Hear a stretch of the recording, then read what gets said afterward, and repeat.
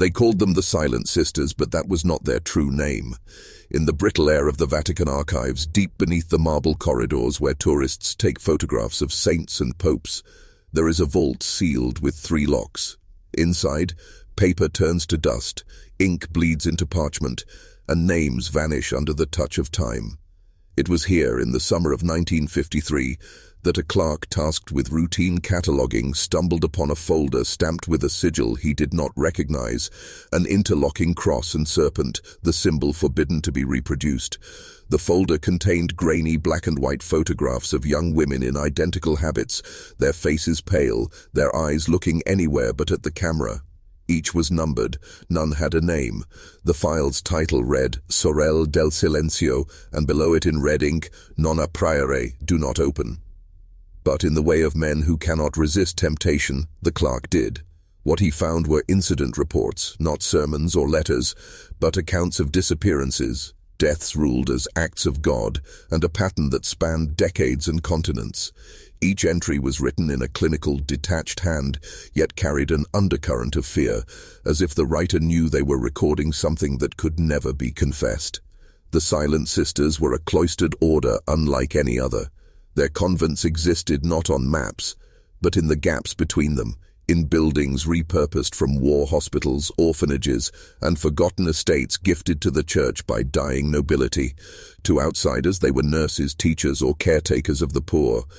Inside, the rules were absolute: no speech after Vespers, no outside correspondence, and no mirrors anywhere in the living quarters. The Vatican had sanctioned them in the late 19th century, but by the 1950s their name was whispered less like reverence and more like a warning.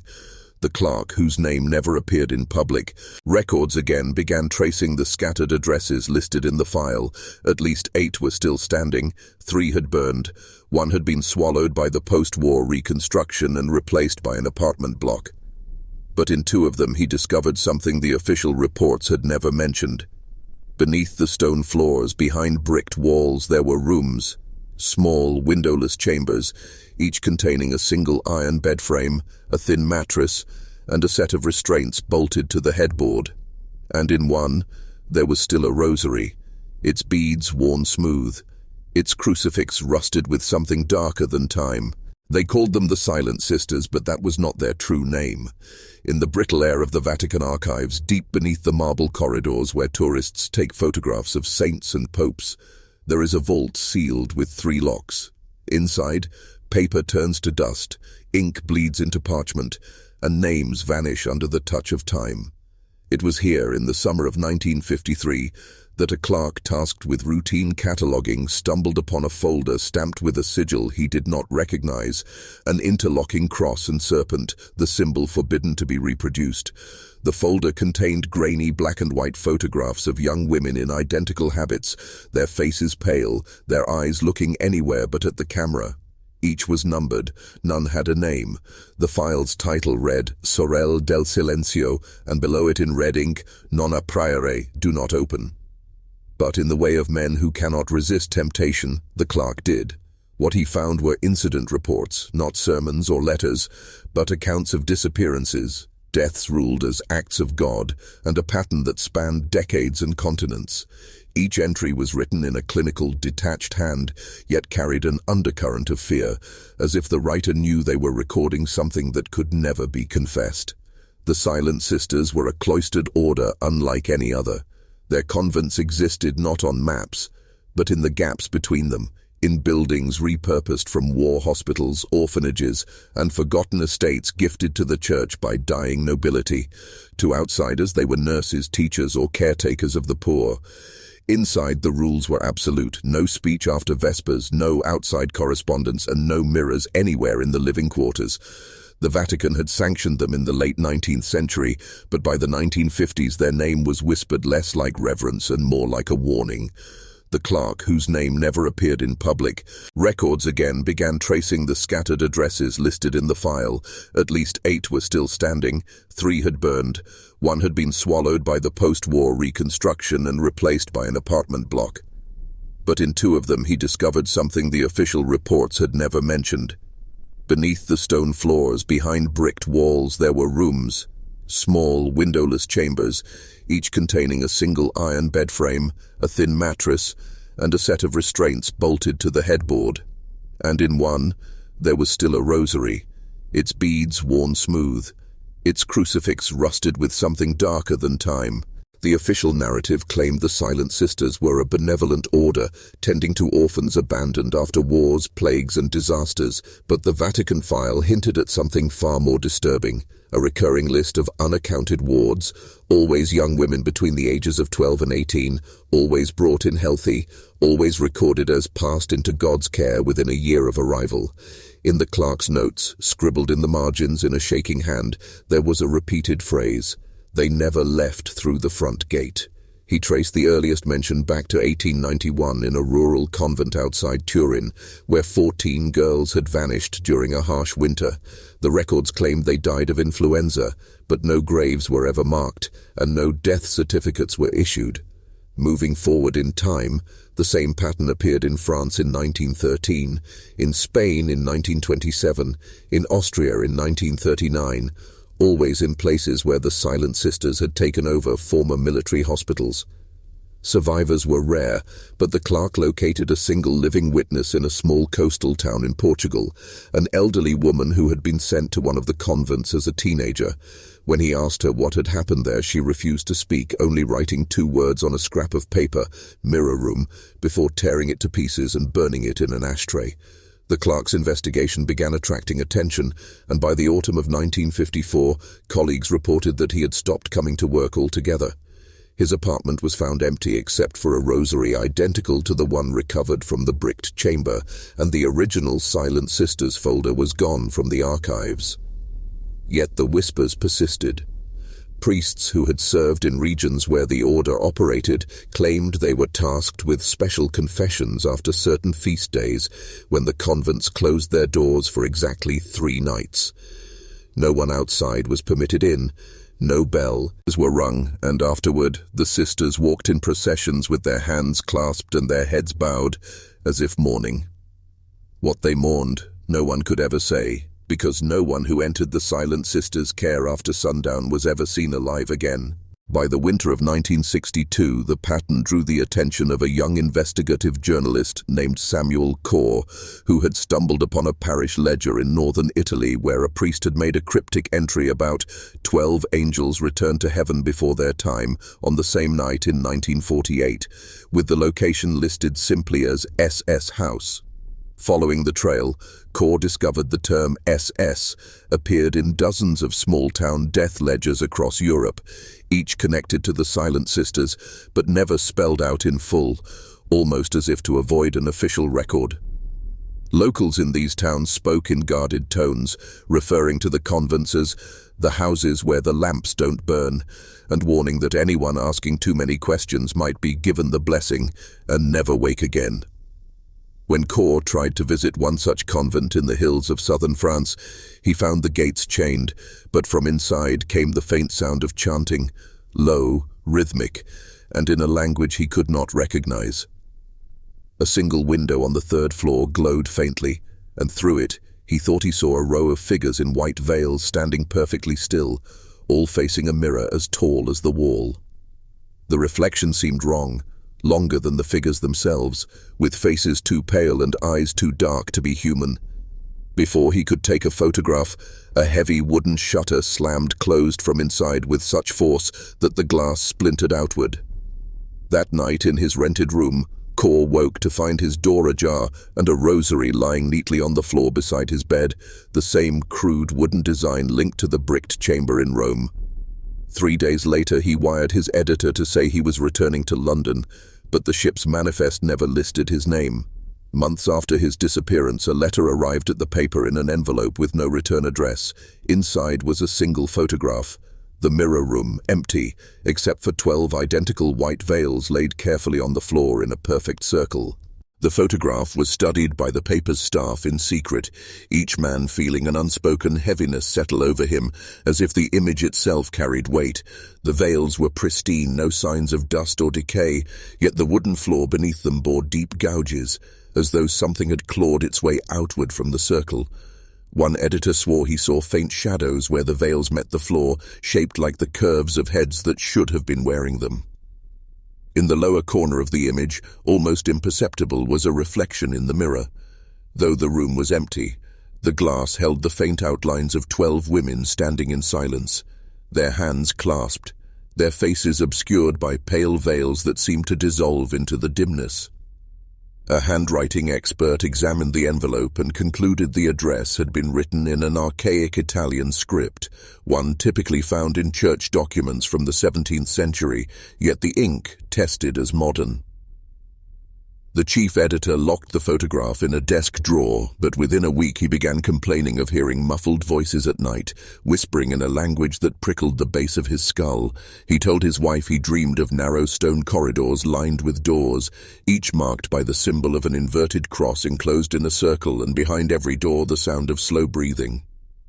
On the 10th night he failed to arrive home. His car was found parked outside an abandoned church on the outskirts of Rome, engine cold, keys still in the ignition. The police refused to search the church's interior, stating it was under the protection of a sacred order. Unofficially, they admitted to reporters that the church had been sealed for decades, and yet fresh wax drips lined the altar steps as if from candles burned the night before. 2 days later, the locked drawer at the newspaper office was found open, the photograph gone, and in its place lay a single white veil folded with precision, the fabric faintly warm to the touch, as though it had just been removed from someone's head. The editor's disappearance was officially listed as voluntary absence, though his colleagues whispered that the police had been instructed to close the case before it even began. Those who worked in the newsroom swore the building felt heavier after that night, the air thick with the faint scent of incense and something metallic. One junior reporter, too curious to stay quiet, began tracing the address on the envelope and found a record of a convent in the same area that had been condemned in 1923 after a Vatican investigation revealed grave violations of divine law.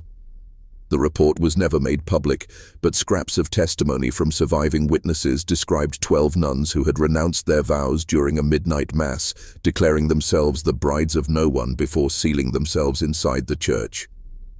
What happened in the days that followed was never written in official files, but oral accounts claimed parishioners heard screams and unearthly singing from within the locked chapel, and when the doors were finally broken down, the altar was bare except for 12 veils laid in a perfect circle.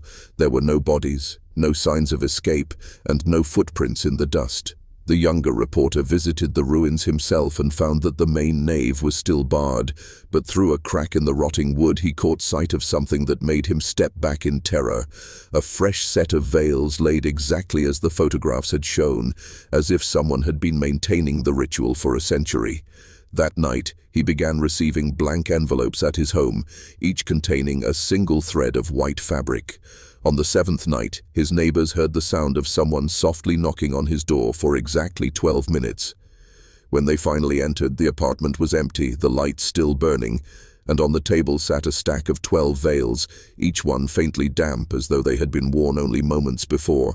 The police refused to connect the disappearances, citing lack of evidence, but within the newsroom and among a handful of archivists in the city's historical society there was no doubt. The pattern was deliberate, calculated, and tied to the century-old convent case. An elderly priest, long retired and living under a false name, was tracked down by one of the archivists who posed as a graduate student researching abandoned places of worship. The moment the priest saw the old photographs of the veils, his hands began to tremble so violently that he dropped the cup of tea he was holding.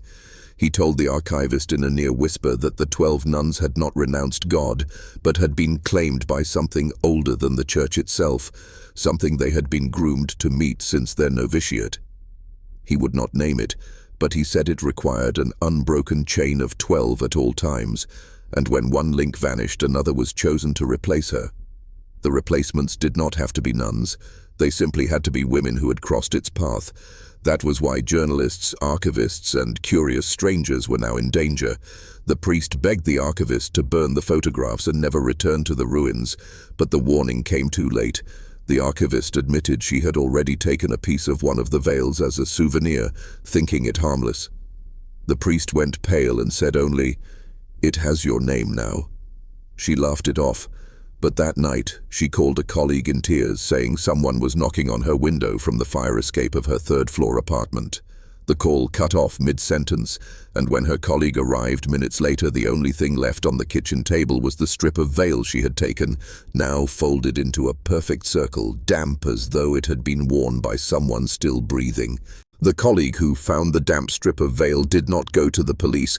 Instead, he sealed it in a glass jar and placed it in the archive's basement, where the air smelled of dust and mold and the walls sweated in summer. He told himself he was keeping it safe, but within days he began to notice small changes: catalogue cards shuffled out of order, keys missing from hooks, and the faint sound of women humming in the far stacks where no visitors were allowed. One night, while alone in the archive, he followed the humming into a locked storage room that had not been opened in decades. The padlock lay on the floor, split neatly in half, as if cut by something sharper than metal. Inside, the shelves sagged under the weight of boxes marked only with dates: 1872, 1904, 1931, each year coinciding with clusters of unexplained disappearances in the city. He opened one box at random and froze. Inside were neatly folded garments, all veils, each one damp to the touch, each tagged with the name of a woman who had vanished. On top of the pile was a fresh strip of cloth bearing the archivist's name in ink so wet it smeared under his thumb. The humming grew louder, shifting into words in a language he didn't know, and when he turned to leave, the door had closed on its own. His flashlight flickered, and in the momentary darkness he felt something brush past his shoulder. Cold, deliberate, and accompanied by the scent of lilies long dead. The humming stopped, replaced by a whisper close enough to warm his ear. One more.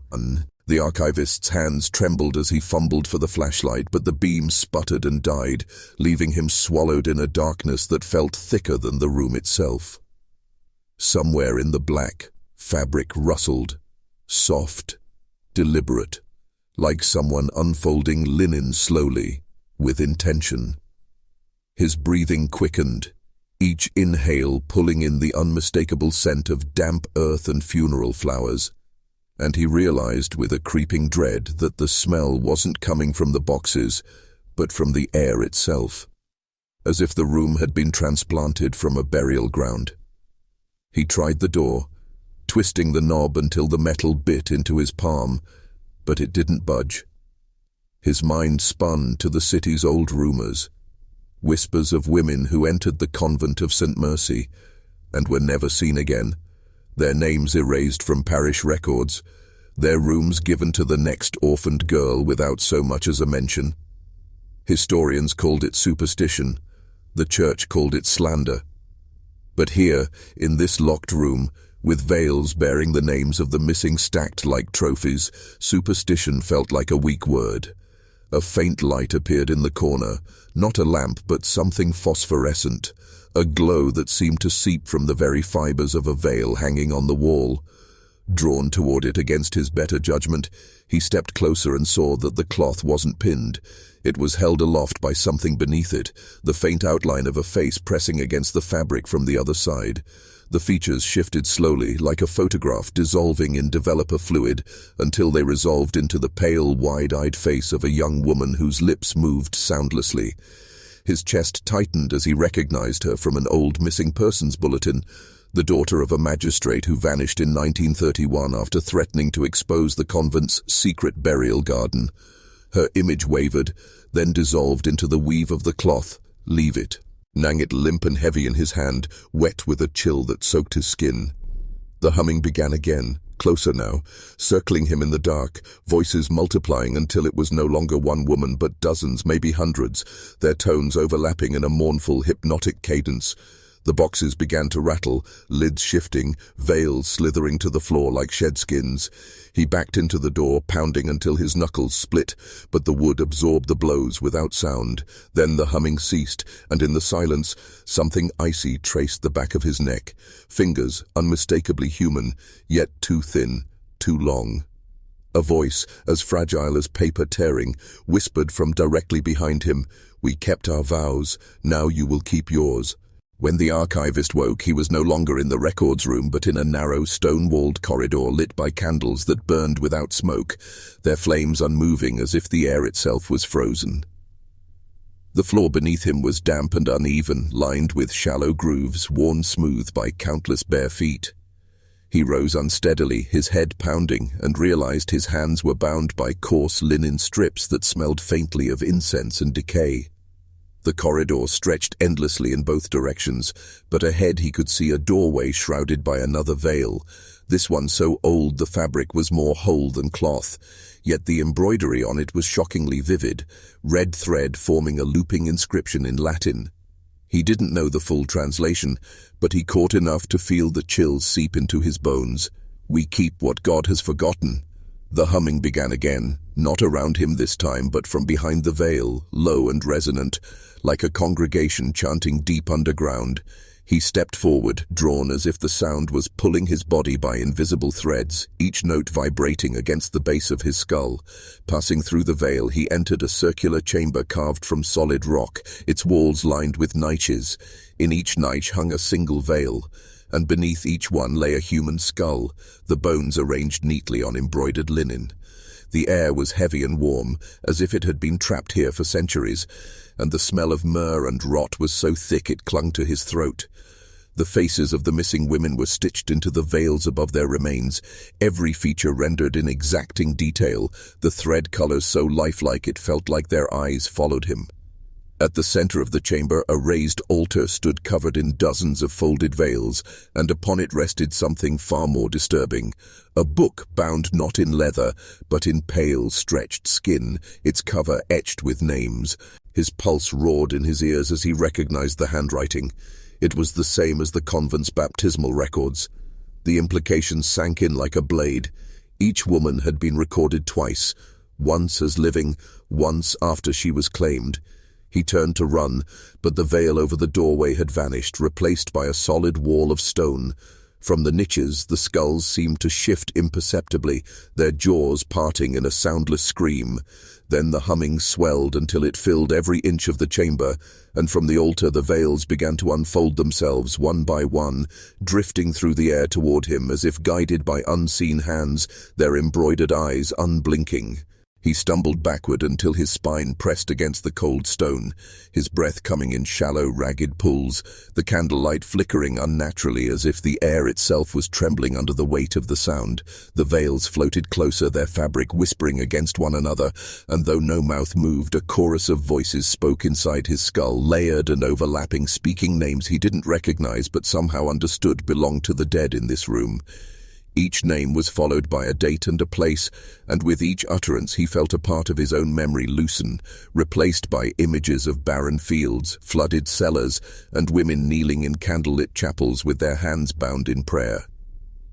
The skin-bound book on the altar began to pulse as if alive, the stretched surface shifting with something that writhed beneath it, and the air thickened until each breath felt like drawing water into his lungs.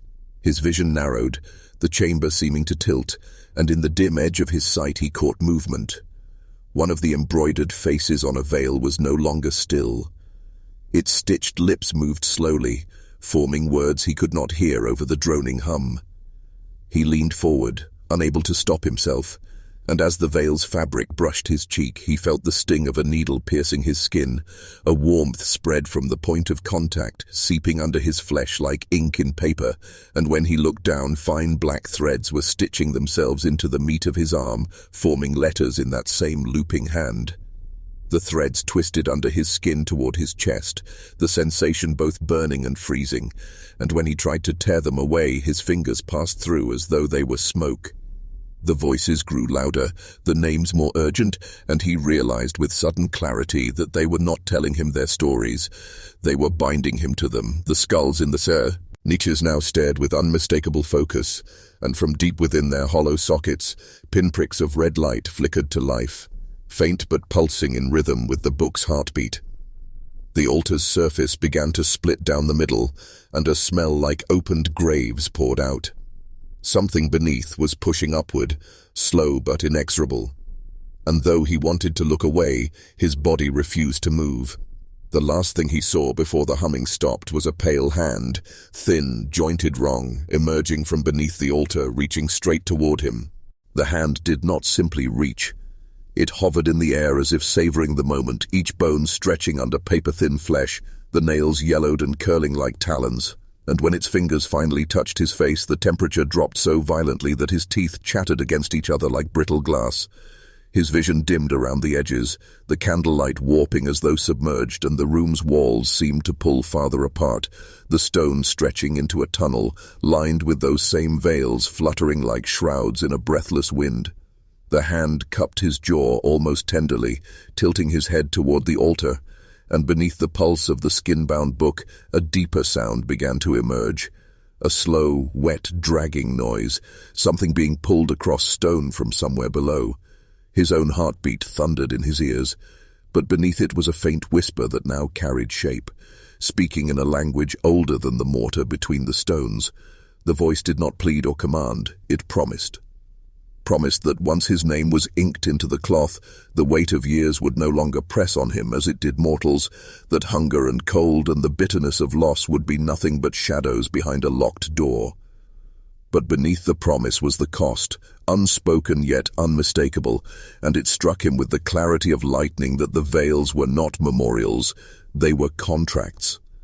Each face stitched there had once been someone like him, someone who had touched that hand, listened to that voice, and traded the rest of their days for something that was never truly theirs. The dragging sound grew louder, and from beneath the altar the pale hand was followed by a face stretched too long, the mouth a vertical slit opening from chin to forehead, lined with needle-like teeth that clicked together in a rhythm almost like speech. It emerged with impossible slowness, its eyeless sockets dripping a dark fluid that hissed when it hit the stone, and yet the smell that came with it was sweet, almost inviting. His knees weakened under the weight of the thing's presence, the air compressing in his lungs as the hum of the veils turned into a low, unified chant. The creature leaned close enough for him to feel the whisper pass through his skull rather than his ears, and in that moment he knew there would be no leaving this place, only becoming part of it. The mouth did not move in the way a human's would. Instead, the long vertical slit trembled and the teeth clicked in precise patterns, each snap carrying weight like a hammer on an anvil, forging something invisible in the air between them. He wanted to step back to put the altar or anything at all between himself and the thing, but his feet had grown heavy, bound not by rope or chain, but by a command lodged deep in the marrow of his bones. Around him the veils began to sway harder, though there was no wind, and in their motion he saw faces shift, eyes rolling in dead sockets, lips moving silently, as though trying to warn him or invite him, he could not tell which. The creature's skin was as pale as candle wax left too long in the cold, stretched tight over a frame that seemed to bend at joints that did not belong there. Its eyeless sockets turned toward the book and the pages began to flip by themselves, faster and faster, each one making a dry, papery rasp, like leaves dying in winter. The altar shook under the force of some unseen pressure, dust falling from the stones above, and the smell of iron thickened until it was all he could taste. From somewhere in the darkness behind the veils came a chorus of voices, hundreds, maybe thousands, rising and falling in a pattern that wasn't quite song, wasn't quite speech, but pressed against his skull like water trying to force its way into a drowning man's lungs. The thing's mouth stopped clicking, and it leaned forward until its teeth hovered just over his temple.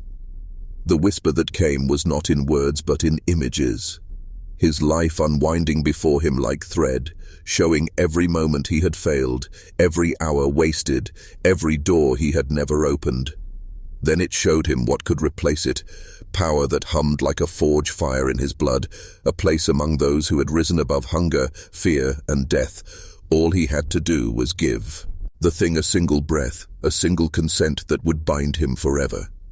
He felt the pulse of the book through the altar like a second heartbeat, and the warmth of the creature's presence began to seep into him, not comforting but invasive like roots splitting stone. He knew in that moment the veils were not just contracts, they were trophies, and the altar was starving for one more. He tried to turn his head away to break whatever invisible tether held his gaze locked on the thing, but the movement was sluggish, as if the air itself had thickened into tar. The clicking teeth began again, slower this time, deliberate, each sound echoing against the inside of his skull like the tolling of a bell in a crypt. The veils swayed harder, their shadowed faces now clearer, their mouths open in wide, silent screams, eyes fixed on him as if begging him not to give what the creature wanted. But the images it had shown him still lingered, sweet and intoxicating, a future in which he would never feel fear or failure again, where his name would be carved into the marrow of history and whispered long after the earth swallowed his bones. The book's pages stilled, open to a spread that seemed blank at first, but as he stared, faint lines began to appear, curling into letters written in a script that felt older than language itself, each stroke vibrating through his chest like a low, hidden drumbeat. The smell of iron deepened, tinged now with something sharper, like burning hair, and the heat from the creature's body pressed closer, wrapping around him with the weight of a suffocating blanket. The voices in the darkness grew louder, and now he could almost make out words, fragments of oaths, pieces of bargains, the sound of desperation dressed in reverence. He realized they were not speaking to the creature. They were speaking to him, warning him, promising him, pleading with him, but all their meanings tangled together until they became nothing but a drowning roar. The thing's mouth split wider, impossibly wide, revealing a blackness deeper than shadow, a void that seemed to pull the light from the altar's candles, and for a moment he thought he saw movement inside it, shapes writhing as if trapped in the throat of a world that was not this one. The altar trembled. Again, and a crack split its surface, releasing a thin line of dark liquid that trickled down like ink, the smell of it sharp and wrong. He felt his breath quicken, not from fear, but from the pull of inevitability, as if the path had already been chosen for him, and all he had to do was step onto it. Somewhere far off, he thought he heard the sound of footsteps on stone, slow and steady, but whether they were coming to save him or to seal his fate, he could not tell. The footsteps grew louder, though their rhythm was strange, too even, too precise, like the ticking of a clock that had learned to walk. He strained to see beyond the veil of candlelight, but the edges of the room seemed to bend away from his vision, as if space itself recoiled from what approached. The creature's head tilted toward the sound, the motion sharp and bird-like, its body stiffening, claws tightening on the altar's edge until the stone groaned beneath the pressure. The book's inked symbols pulsed faintly, as though sensing the arrival of whatever moved in the dark, and the air thickened again, this time charged with a static that lifted the fine hairs on the back of his neck. The veiled figure's silent screams widened, and he could see tears glistening on the cloth where their eyes would be, the fabric trembling as though they too could feel the incoming presence. Then, without warning, the footsteps stopped. Silence crushed the room, and in that stillness he heard a soft inhale directly behind him, too close, too human. He spun, but the space was empty, the candle nearest to him flickering violently as though disturbed by an unseen hand. When he turned back, the creature had shifted, leaning forward until its face was inches from his own, the heat radiating from it oppressive, suffused with the copper tang of blood and something older. Its teeth clicked once, and in that sound was a warning, a claim, and perhaps even a challenge. The book's pages turned on their own, stopping at an illustration, if it could be called that, of a figure bound in chains, surrounded by concentric circles of symbols, its head tilted back in either agony or ecstasy. The image pulsed faintly, and for a split second he thought the bound figure's chest rose and fell, breathing. A deep vibration rolled through the floor, a low tremor that rattled the altar and sent ripples through the black liquid in the crack. The footsteps resumed, closer now, and with each measured step the creature's form seemed to blur, its edges softening as though it was becoming less real, or perhaps more hidden. The candles hissed as a cold draft slid through the room, and he realized the air no longer smelled of iron. It smelled of fresh earth, damp and clinging, like the inside of a grave. His pulse quickened. Something was about to enter the circle of light, and whatever it was, he knew instinctively that it was not meant to be seen by the living. The first thing to breach the darkness was not a shape but a sound, a slow wet dragging across stone like something heavy being pulled by hands too weak or unwilling to lift it, and the moment it reached the edge of the candle's glow, the shadows around it recoiled as if burned, revealing only the vaguest outline of something hunched, its limbs wrong in proportion, too long, too thin, joints bending where no joints should be, and with each step forward, the dragging sound grew more rhythmic, almost deliberate, until he realized it was not an object being pulled.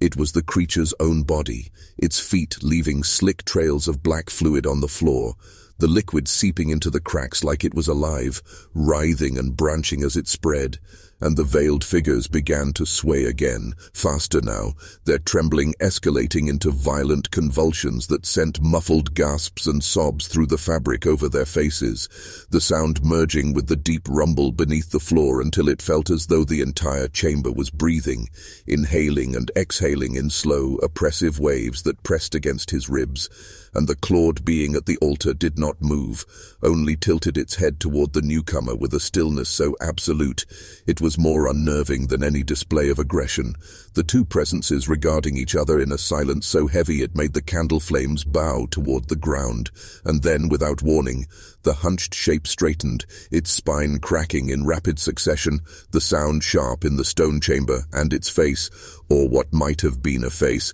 caught the light for the first time, revealing not features but a surface stretched tight and smooth, like skin pulled over something that had never been meant to wear it. And in the center, where eyes should have been, two deep indentations began to glow faintly. The light, the sickly yellow of aged bone, flicking as if lit from within by something small and burning, and the book on the altar responded instantly, the ink on its pages running as if it were bleeding, the black lines dripping into the stone and spreading toward the cracks in jagged lines, meeting the slick trails on the floor, merging into one restless, living stain. And when the first drop touched the altar's base, the chamber went entirely dark, every flame snuffed out in a single, simultaneous breath, leaving only the sound of the dragging, now right beside him, followed by the sensation of fingers, too many to count, closing gently, almost tenderly around his throat. He did not scream, not because he was brave, but because the grip around his throat stole the air before he could even summon a sound, the fingers impossibly cold yet pulsing faintly, as if carrying their own heartbeat. And when they tightened, his knees buckled, forcing him down until he was kneeling on the slick stone, the black fluid now warm against his skin, seeping into the fabric of his trousers and clinging like oil. And in the suffocating dark, he became aware of movement, not in front of him, but all around, the veiled figures having broken from their statuesque positions, their steps soundless, yet somehow resonating in his bones, circling him in an ever-tightening ring, their swaying now a full-bodied tremor that made their shapes blur in the absence of light. And just as the pressure on his throat threatened to crush the last thread of consciousness, the grip loosened, not as a mercy, but as if releasing him into something else. And in that instant a low hiss rippled through the air, a voice but not a voice, its words indistinct yet carrying weight, a language built from vibrations that seemed to crawl along the inside of his skull, and though he could not understand it, the meaning bypassed his mind and went straight to the body. A command older than speech itself: kneel, stay, submit. And without thinking, his head bowed, not from choice, but from the absolute certainty that to resist would unravel him entirely, and the glowing indentations where the creature's eyes should have been reappeared in the dark, closer now, their sickly light falling on his hands, illuminating the black liquid that coated them. Except it wasn't liquid anymore. It was moving, creeping upward in thin tendrils that wrapped around his wrists like restraints, tightening in time with the deep, slow rumble beneath the floor, and from somewhere above, a drop of something warm landed on the back of his neck, the sensation making every muscle seize, and when he reached up instinctively, his fingers came away red, not the thin red of fresh blood, but the dark, thick red of something long hidden, preserved, waiting. And as the metallic scent hit his senses, the chamber's air shifted, the oppressive stillness breaking into a new rhythm. A wet, sucking sound from below, as if the floor itself were breathing him in, drawing him down toward whatever waited beneath the stone. The stone beneath his knees began to soften, not like sand or mud, but like muscle yielding under pressure, and with every subtle shift he felt it pulling at him, gripping his shins, his thighs, until the ground itself seemed to mold around his body, as if it were deciding where he belonged. the tendrils of black substance climbing higher with each breath, binding him in a slow and deliberate claim. And though his instinct screamed to move, to wrench himself free, the air had grown so thick and heavy that even the thought of resistance seemed impossible, as though the chamber itself was inside his mind, dictating what he could think, what he could feel, and what he would become. The figures in the circle now swaying in perfect unison, their movements synchronized with the deep, bone-rattling hum that pulsed through the space. And in the dim light from the creatures' hollow eyes, he could see their faces, or rather the absence of them, smooth, featureless expanses of skin where mouths, eyes and noses should be, yet he could feel them watching him, feel the weight of their attention like heat pressing against the back of his skull, and then the humming ceased, replaced by an unnatural stillness that felt more dangerous than any sound, the kind of silence that preceded irreversible things, and the creature stepped forward, its height collapsing the space between them, its form blotting out the faint light until there was only its face inches from his, the empty sockets radiating a cold so deep it felt like it was erasing the warmth from his blood. And then its hand rose, not to strike or grasp, but to rest two elongated fingers against his forehead. And in that instant an image forced itself into his mind, not a memory of his own, but of a place he had never been, a vast plain littered with countless bodies half buried in soil that pulsed as if alive, their faces turned up you, hard mouths frozen open in silent screams, and above them a sky of deep rotting crimson that seemed to lean closer with every heartbeat. And as the vision deepened, he realized with a sudden crushing certainty that some of the faces in that plain were moving, not in death but in waiting, and one of them, smeared in the same black substance now covering him, was his own. He tore himself from the vision with a violent gasp, the chamber rushing back around him like a tide of shadow and stone, but the sensation of the black soil beneath that crimson sky clung to his skin as if it had followed him here, and when he looked down, his hands were no longer entirely his own. The fingertips were darkened, the lines of his palms blurred, as though they were being redrawn by something that had no interest in preserving their shape, and the panic that had been building in his chest surged, yet the figures encircling him showed no reaction, their swaying slowing until each one stood perfectly still, as if awaiting a signal he could not hear. The creature's fingers still pressed against his forehead, their touch now burning cold, seeping into him like frost spreading under the skin. And then a sound rose from somewhere beyond the stone walls, distant at first but growing fast.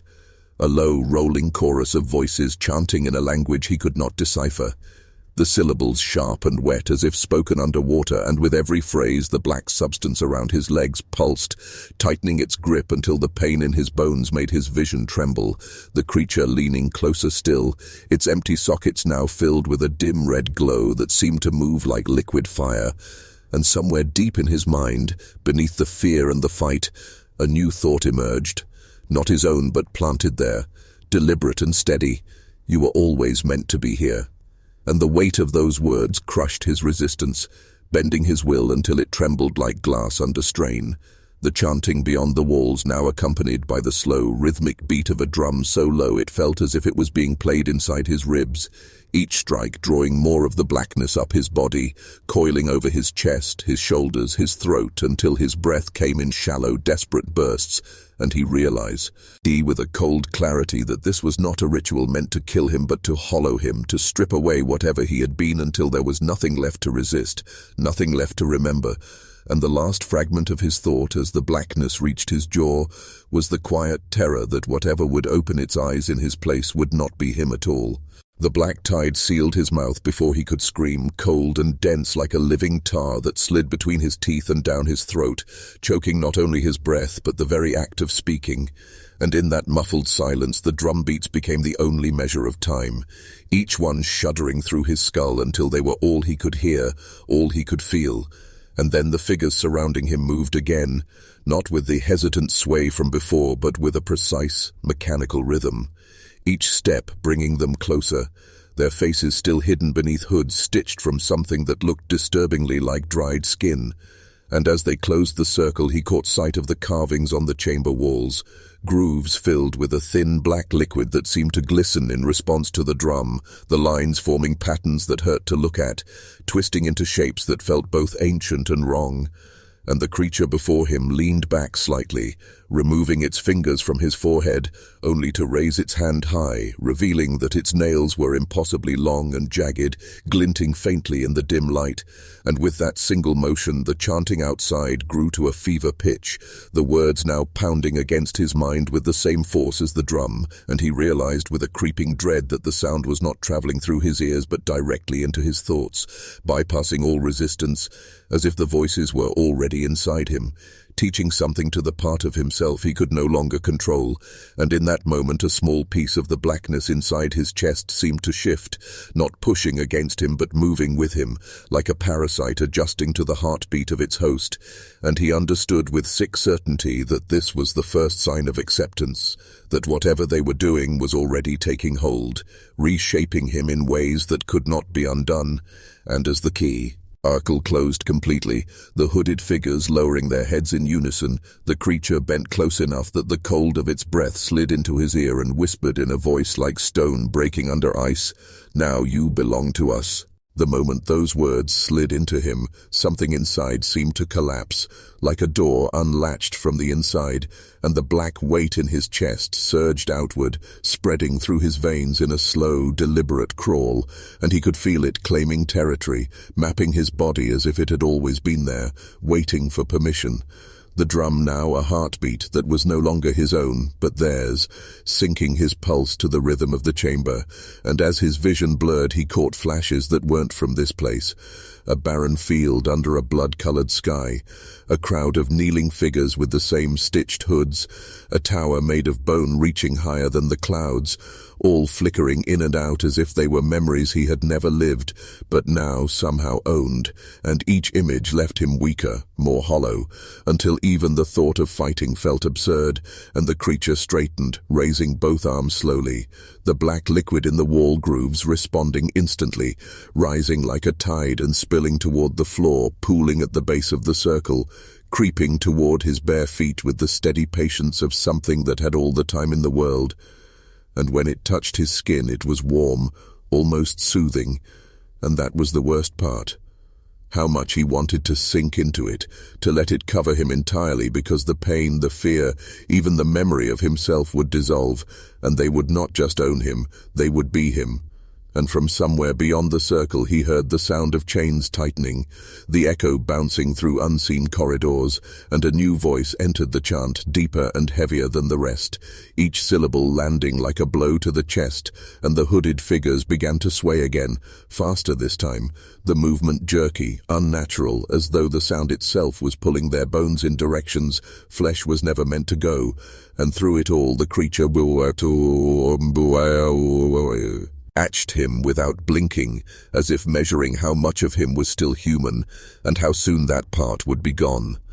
The swaying grew more violent, the chant tightening into a single unbroken thread of sound that coiled itself around his skull, and every instinct screamed to shut it out, to close his ears. But there was no closing to be done. It was inside his head, threading through thought and memory, pulling things apart like frayed rope, stripping him of names, faces, places, until only the room remained, only the heat of the liquid creeping higher on his ankles, and the steady stare of the creature whose eyes had begun to widen, pupils stretching into vertical slits as if to take in more of him, to drink him down without touch, and the figures around the circle jerked forward, each movement sharp, brittle, as though their spines were splintering in time with the drum, and yet no one fell, no one broke, and from beneath their hoods came the faintest crackle of breath that wasn't breath at all, but something rasping, something old, something that didn't need lungs to survive. And then the creature leaned in just enough for him to see the jagged pattern etched into the skin beneath its jaw, a sequence that repeated on the wrists, the temples, and as the drum hit harder, those marks began to glow, not brightly, not warmly, but with the faint glimmer of something pulled from deep underground, a light that had never seen the sun, and with it came a smell, wet and metallic, like the inside of a long-buried coffin, and it filled his nose, his mouth, until he couldn't tell if he was breathing air or something far heavier, And then the black liquid surged again, climbing to his calves, and it wasn't warm anymore. It was cold, a deep grave cold that made his muscles lock and his heartbeat stumble, and somewhere behind the circle a door scraped open, slow, grinding, as if relues. Time to let what was behind it into this space, and for the first time the hooded figures faltered, the sway pausing just enough to suggest even they understood what was coming. The door did not so much open as it allowed itself to be unsealed, a weight of air pushing in from beyond, thick and ancient, bringing with it a draught that wasn't cold or warm but felt like pressure against the skin, the way deep water presses against the chest, and his breath caught. Not from fear alone, but from the instinctive recognition that whatever entered had been here long before any of them, even the robed figures. And as the first shadow slid across the floor, it seemed to stretch unnaturally, not bound by the flicker of the torchlight, but moving as if guided by a separate, hidden source. And the figures began to lower themselves one by one, knees bending, hands pressed flat to the liquid-covered ground, their heads bowing so sharply it looked as though necks might snap, and the drum fell silent, the absence of sound so total it felt like a blow, leaving only the sound of the liquid lapping at his legs and the slow, deliberate step of something he could not yet see. And with each step the black water trembled, sending tiny ripples that spread in perfect concentric circles outward, never breaking, never distorting. And then he heard it. Not a voice but a vibration, low and deep, resonating in the bones rather than the ears, carrying no words but delivering meaning all the same, a meaning that made his stomach turn and his vision tilt. And for a moment he thought the room itself was spinning, the torches bending toward the center as if gravity had shifted. And then from the open door emerged a figure draped in something that wasn't cloth but seemed to absorb the light, drinking it away until the very edges of its form blurred, and it paused, head tilting, the way an animal might when deciding whether to approach its prey or simply wait for it to weaken on its own. It stepped forward, though step was the wrong word, because its movement had no rhythm, no weight, had no impact on the ground.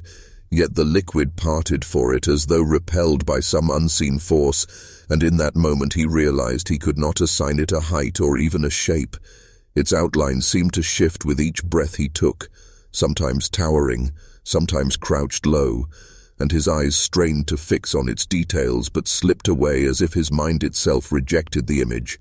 And then the vibration in his bones grew stronger, aligning with his heartbeat until the two rhythms became one, and an awareness began to bloom inside him. Not in his thoughts, but in some deeper place, something primal and unshielded, telling him that this was not an arrival but a return. And the kneeling figures whispered in unison, a sound so faint it seemed to exist only in the space between blinks. Their words unintelligible yet somehow familiar, like the sound of a language you once heard as a child and forgot but still recognize in the marrow. And the figure's head, or where its head should have been, turned slowly toward him.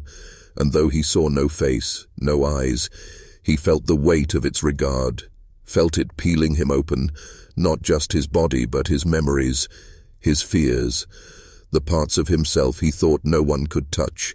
And the air thickened until each inhale felt like swallowing oil, and when it reached the spot before him it did not stop but leaned forward, and without touching him at all he felt something pass through his skin, a coldness that wasn't temperature but absence, an absence so total he knew instinctively it could hollow him out if it chose.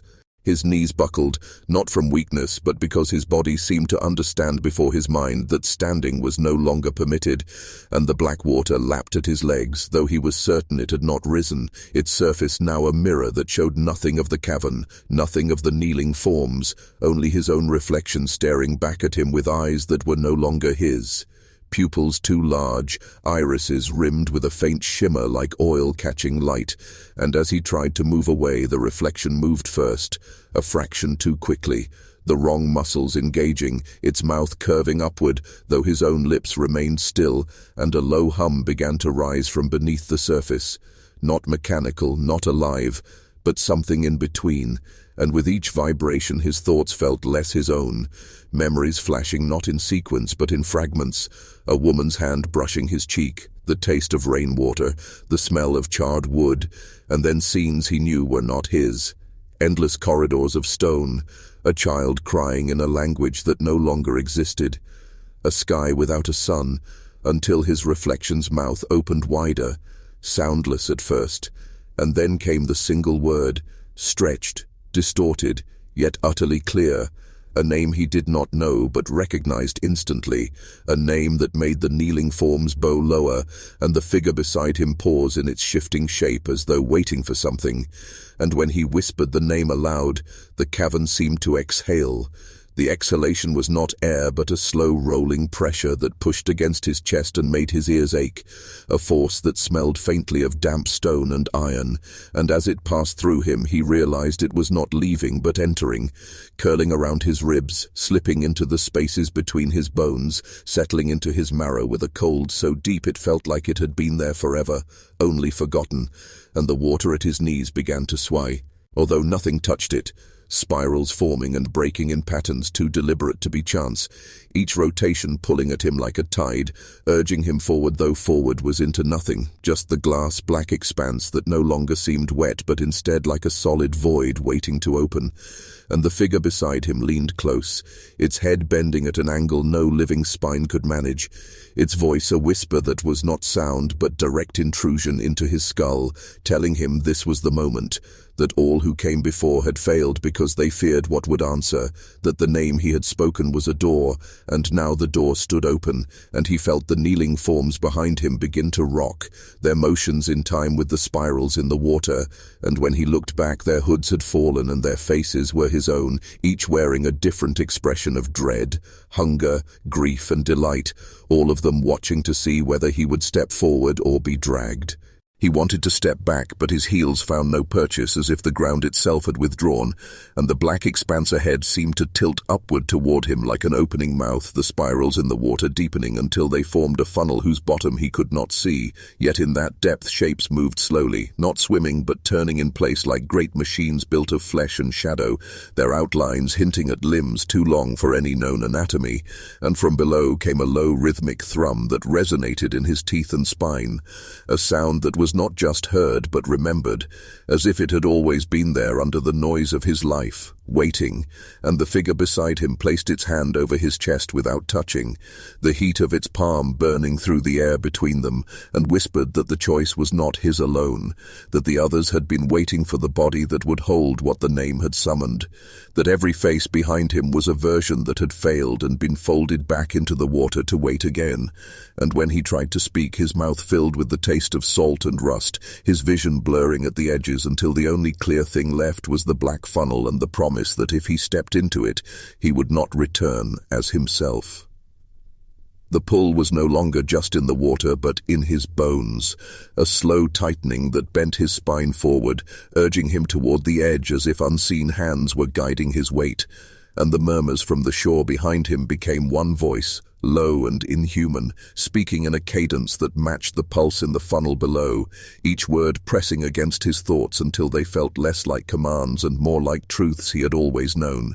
And as his toes slipped over the wet rock, the figure's hand finally touched his chest, a pressure so deep it felt like it reached through skin and muscle to the core of him, and in that contact came a rush of images, fields under a black sun, doorways carved into bone, children with empty eyes chanting in perfect unison, and then a single vision that eclipsed all the rest.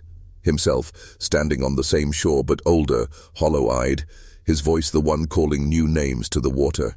And he understood in that moment why the faces in the crowd were all his, why the spiral turned forever, and why the only way to break it was to step forward and drown willingly.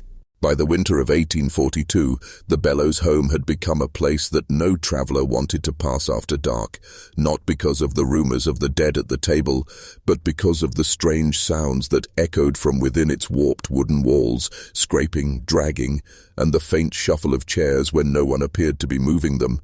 Neighbours reported seeing shadows that didn't belong to the living, elongated and bent, stretching across the frost-covered windows even when the family sat still inside. One evening, a local trader named Ephraim Dunn, who had lost his way in a snowstorm, approached the Bellows door seeking warmth and a bed.